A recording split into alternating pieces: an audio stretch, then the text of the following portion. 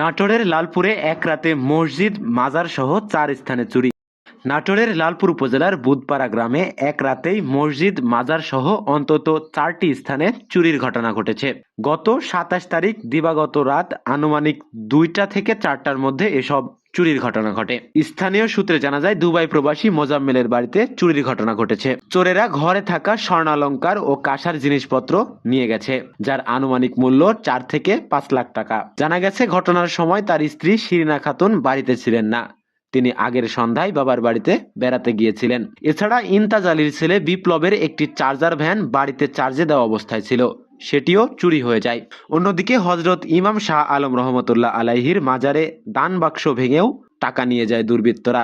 একই রাতে বুধপাড়া জামে মসজিদ থেকেও আইপিএস এর ব্যাটারি ও দান বাক্সের টাকা চুরি হয়েছে। এ ঘটনায় এলাকায় আতঙ্ক বিরাজ করছে। স্থানীয়রা দ্রুত চোরদের শনাক্ত করে আইনের আওতায় আনার দাবি জানিয়েছেন। এ বিষয়ে লালপুর থানার ভারপ্রাপ্ত কর্মকর্তা মোহাম্মদ শফিকুল ইসলাম জানান, পুলিশ টিম ঘটনাস্থল পরিদর্শন করেছে এবং জড়িতদের শনাক্ত করে গ্রেপ্তারের জন্য অভিযান চালানো হচ্ছে। কাল রাত্রে আমি সন্ধ্যার সময় মায়ের বাড়ি গেছিলাম, তারপর আমার আর ভালো লাগলো না, আমি আসলাম না। তো সকালবেলা আমার এই ব্যাটার ফোন দিয়ে বসে আসি, তোমার বাড়ি কি হয়েছে, তুমি এসে দেখো, তোমার বাড়ি ঘর তালা টালা সব ভাঙ্গা, তুমি এক্ষুনি আসো আসি। আমি আইসি দেখছি আমার সব শেষ, কিচ্ছু নাই। বিদেশি একটা সোনার চেন ছিল ১ ভরি, তারপরে একটা দুল ছিল 10 আনি, 3টি নাগপুর, 10 ভরি চান্দি, আর হচ্ছে 8টা কাঁসার থাল, 8টা চামচ, 8টা হচ্ছে গিলাস, আর মিয়ার কটা কসমেটিক।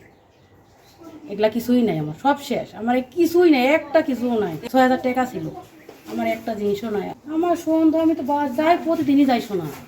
এখন সবার সাথে তো কথা হয়, এখন কে রা কীভাবে করলো আমি তো কোনো কিছু বুঝতে পারছি না।